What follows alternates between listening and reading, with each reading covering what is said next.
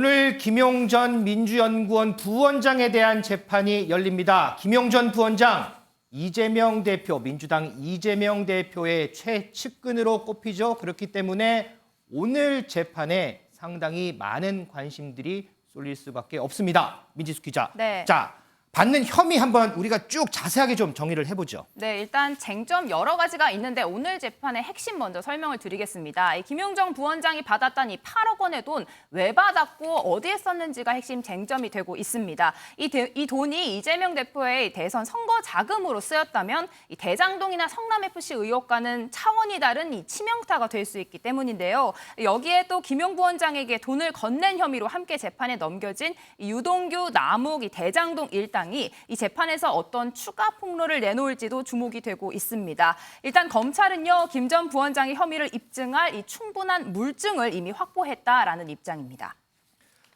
윤경호 의원님, 일전에 김용 전 부원장 공소장을 보면 김용이라는 이름보다 이재명이라는 이름이 더 많이 나와요. 57에 나왔다 뭐 이런 얘기도 있던데 때문에 이 공소장이 김용 전 부원장 공소장이 아니고 이재명 대표의 공소장인 것 같다 이런 말까지 나오잖아요. 때문에 오늘 재판에서 검찰 그리고 김용 전 부원장 입에 관심이 상당히 쏠릴 수밖에 없을 것 같아요. 그렇습니다. 첫 재판이잖아요. 더군다나 선거 자금으로 추정되는 정치 자금을 김용이 받아다가 그걸 누구한테 줬겠느냐. 이재명 대선 후보에게 줬을 것이다 라는 걸로 검찰이 기소를 했기 때문에 그래서 지금 앵커가 얘기한 것처럼 공소장에 오히려 이재명이라는 이름이 57회나 언급이 됐으니까 이게 이재명 기소장이냐라고 얘기를 할 정도인데 오늘 첫 재판인 만큼 김용 전 부원장도 작심하고 반박을 한 걸로 보이죠. 우선 검찰권 남용이다라고 얘기를 했고 방어권도 행사하지 못하도록 검찰이 털털 털어막았다. 그리고 피의 사실을 공표했다. 중요한 대목이 하나 있어요. 김용 전 부원장 주장 중에 하나는 검찰이 기소 내용을 변경을 했다. 당초에 처음에 언론에게 또는 대외적으로 발표를 했을 때 1억 원으로 시작했었는데 나중에 이게 8억 원으로 금액이 불어나면서 오히려 공소장의 항목이 바뀌었다. 그걸로 봐서는 부실한 기소다. 이런 이제 주장을 펼친 건데요. 사실 김용 부원장의 경우에 본인이 예를 들어서 돈을 줬다고 가장 지금 지목되고 있는 남욱 변호사, 뭐 6억 원 정도가 남욱 변호사가 조성을 해서 김용 부원장에게 전달을 했고 이 돈이 간 걸로 지금 검찰은 기소를 했지 않습니까? 네. 그러나 남욱 부원장과의 예를 들어서 영장 실질 심사 때 대면도 못했다든지 뭐 여러 가지 무리한 기소다, 무리한 수사다 이런 거에 대한 반박인데요. 사실 대선 자금으로 쓰일 만한 정치자금법 위반이라고 했기 때문에 네. 검찰은 돈의 흐름을 입증할 수 있는 명확한 증거를 이 재판 과정에서 내놓지 않는 한 이를테면 이 증언에 의한 기소만으로는 사실은 공소가 유지되는 게 가능할까? 법원에서 그걸 재판부가 받아들일까? 이 점이 앞으로 이 재판의 핵심이 아닐까 싶습니다. 자, 그러면 오늘 재판에 출석하는 김용 전 부원장 모습 한번 보고 올까요?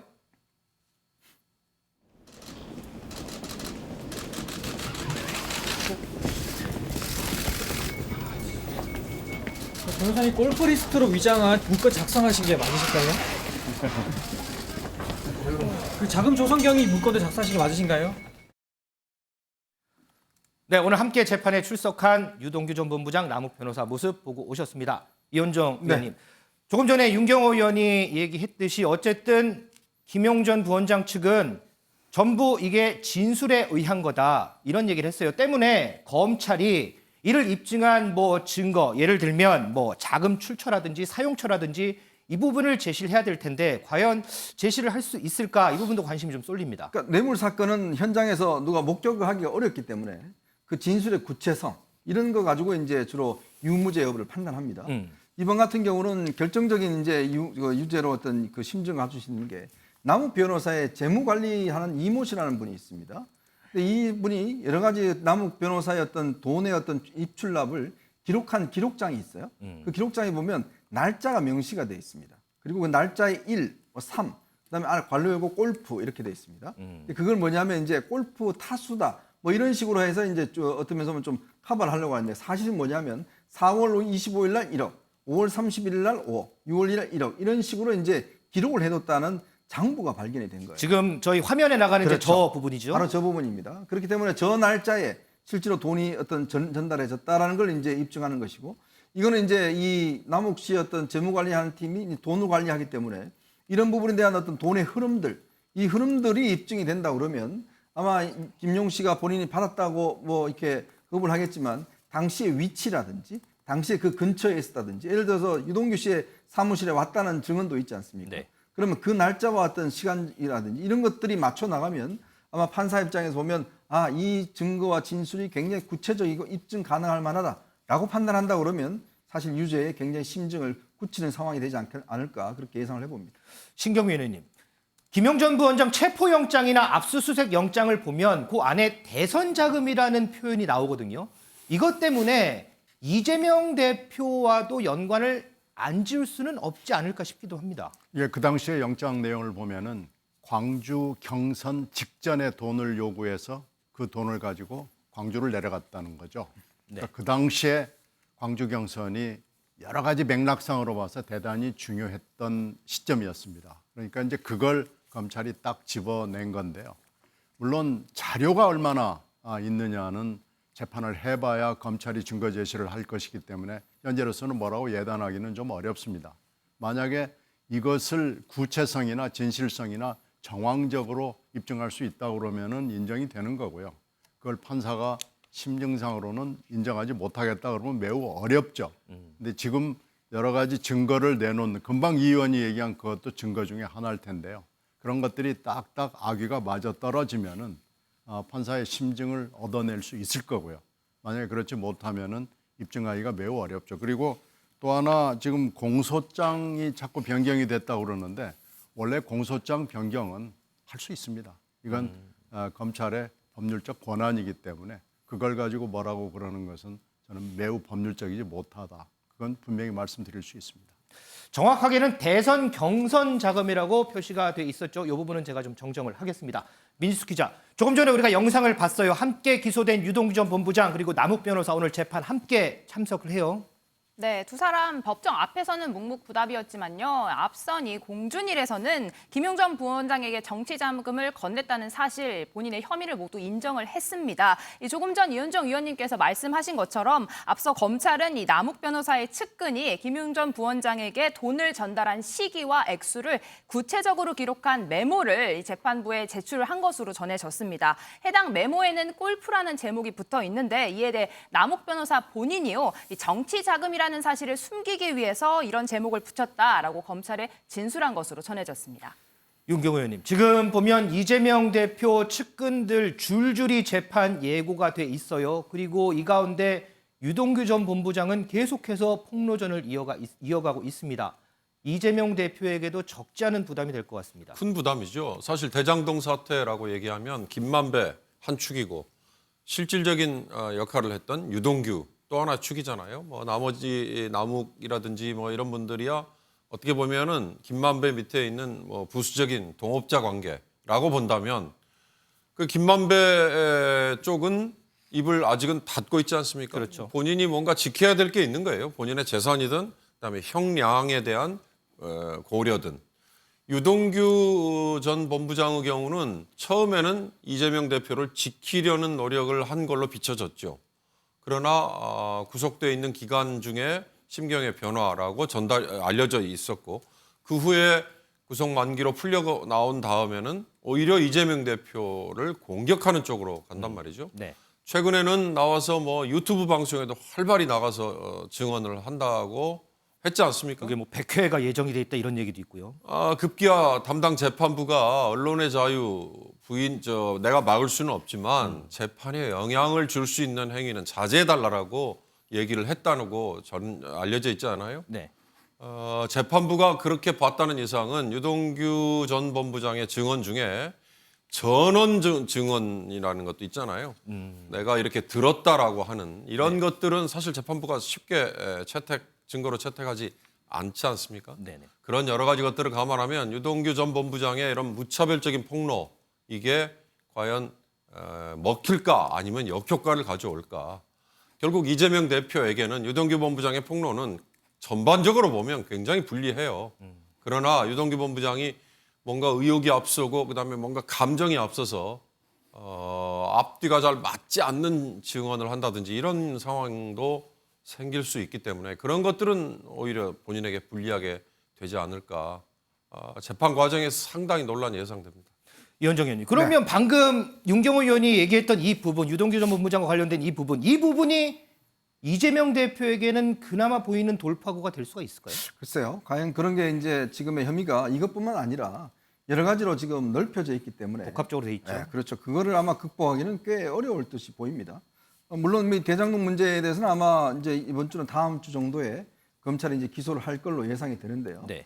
이제 그렇다면 아마 본인 입장에서는 지금 본인의 불리한 진술하는 사람이 이동규 본부장뿐만 아니지 않습니까? 남욱 씨도 있고 여러 명도 있고 물론 뭐 김만배 씨나 정진상 씨 아직 입장을 밝히지 않고 있습니다만은 네. 그러나 그 증거를 뚫기는 지금 점점 더 어려워지는 상황이 아닌가라는 생각이 들고 또 이것 이외에도 이제 곧 있을 이제 백현동 문제라든지 정자동 문제라든지 또 쌍방울 문제라든지 뭐 이런 것들이 이제 추가로 이제 기소가 될 경우는 아마 이 쓰나미처럼 당하고는 여러 가지 혐의에 대해서 본인이 어떤 부분 한 부분만 한다 하더라도 굉장히 어려울 거예요. 더군다나 이제 지금 본인이 대표직 관련해서 이제 지금 여러 가지 공격을 많이 받고 있지 않습니까? 네. 그렇다면 이제 앞으로 정진상, 김용, 김만배, 그다음에 이제 이화영 이 사람들의 어떤 입장 변화 이것도 상당히 좀 주목해봐야 될 대목인 것 같습니다.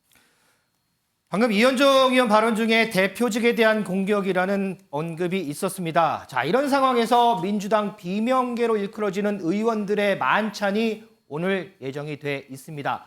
앞서 언급한 대로 사퇴론도 계속 부상하는 상황이죠. 민주당 의원들 얘기 좀 듣고 오겠습니다. 당대표 돼서 방탄정당, 사당 혹은 팬덤 정당의 우려 또는 그런 공격을 넘어설 수 있는 대안과 전략을 제시하고 그 리더십을 발휘할 책임이 있어요. 이재명 대표와 지도부한테. 그러니까 그렇게 해서 성공을 해야 돼요. 근데 그게 안 먹히잖아요. 해보니까 안 되더라. 그래서 당대표 물러나겠다. 그것도 있을 수 있는 얘기예요. 최근 한 10년 사이에 당 분위기가 최악인 것 같습니다. 일단은 말하자면 색출 작업. 저도 그 뭐 포스트도 보고 SNS에 돌아다니는 것들 많이 봤는데 지금 이게 그 문제 해결에 도움이 전혀 안 되는 행위들이죠. 싸움이 난 데다가 더 큰 싸움을 막 만들고 또 이 갈등과 분열이 있는 곳에 기름을 붓는 이런 정치적 행위 또는 정치적 발언 이런 것들은 좀 삼가해야 될 필요가 있는데 지금 서로 악셀레터를 막 밟고 있는 상황인 것 같습니다. 신경민 의원님, 비명계 의원들의 만찬 모임. 자, 요즘 같은 민주당 상황에서 가장 주목받는 일정이 아닐까 싶습니다. 원래는 이게 2월 28일 그러니까 2월 27일 체포동의안이 완전 깜짝 놀라는 결과를 낳은 가결 같은 부결이었다라는 평가가 나왔잖아요. 네. 그 다음 날이었어요. 그러니까 가결 같은 부결이라는 그 표가 나올 것을 비명계 의원들도 예상을 다 못했을 겁니다. 뭔가 움직임은 있을 것이다라고 했지만은 그 정도로 큰 표가 나올 거라고 무효와 기권과 가결이 나오리라고는 아무도 예상을 못했던 거죠. 네. 정확하게는요. 물론 뭐 나는 그렇게 봤다고 하는 주장하는 분들이 몇 튀어나왔지만 그건 뭐 거짓말에 가깝고요. 이런 예상하지 못한 2월 27일에 사태가 일어난 이후에 다음 날 원래 예정이 돼 있었죠. 근데 그때 아마 모임을 가졌으면은 그 파장 효과가 아마 굉장히 컸을 겁니다. 바로 그래서 다음 날이니까요. 그렇죠. 바로 직후 만 24시간 지난 정도 시간이었기 때문에 그건 좀 아무리 봐도 아닌 것 같다 그래서 태기를 새로 한 거고요. 네. 3월 1일 날은 또 휴일이니까 안 됐고요. 그래서 아마 이제 만나는 건데 이 자리가 주목을 받을 수밖에 없죠. 그러나 저는 이 자리에서는 서로 눈인사하고 악수하고 그것이 중요한 것이지 거기서 뭘 논의를 하고 결정을 하고 그런 건 아닙니다. 그러니까 이것은 오늘 모임에 대해서 엄청난 의미를 부여하는 것은 조금 과도한 관심이 되지 않을까 생각합니다. 자, 지금 유튜브를 통해서 저희 시청자분들의 질문이 올라왔습니다. 이 부분 신경민 의원께 질문 하나 하고 다음 픽으로 좀 넘어가 보겠습니다. 신경민 의원님, 지금 어쨌든 이재명 대표에 대한 사퇴론이 계속 불거지는 상황이에요. 자, 유튜브를 통해 시청자분이 한 질문은 이재명 대표의 사퇴 대신에 공천권을 내려놓는 걸로 합의를 할까요? 라는 질문이 올라왔어요. 어떻게 좀 답하시겠어요? 저는 절대로 안 내려놓을 거라고 예상합니다. 절대로요. 네. 지금 공천권을 내려놓는 어떤 파격적인 돌파안을 내놨으면 벌써 내놓았을 거고요. 지금 당직 개편론이 유일하게 친명 쪽에서 나온 아니거든요. 그렇죠. 근데 지금 8월 29일에 당대표가 된 이후에 그 인사가 언론이나 여론에 관심을 끌지는 못했습니다만은 모두 다 친명이거든요. 비명 쪽 사람이나 이런 사람들은 증용이 되질 않았거든요. 네. 그러니까 지금 그 불만이 안에서 끓고 있는 건데 지금 2월 27일에 이 서프라이즈 이후에 내놓은 게 당직 개편론이에요. 왜 그러냐면 2차 체포 동의안이 올 것이 너무나 지금 분명하기 때문에 네네. 이것을 타고 넘어가는 것이 이 대표로서는 제일 큰 어려움이 될 겁니다. 따라서 이걸 어떻게 타고 넘을 것이냐라는 걸 가지고 당직 개편론, 당직을 비명에게도 주겠다라고 얘기를 하는 거죠. 대표 사퇴나 공천권 포기는 이재명 대표의 사전에 들어있지 않습니다. 알겠습니다. 자, 오늘 예정된 비명계 의원들의 만찬 모임, 시청자분들의 귀가 쫑긋 세워질 얘기들이 나올지 저희가 취재 후에 다시 좀 전해드리도록 하겠습니다.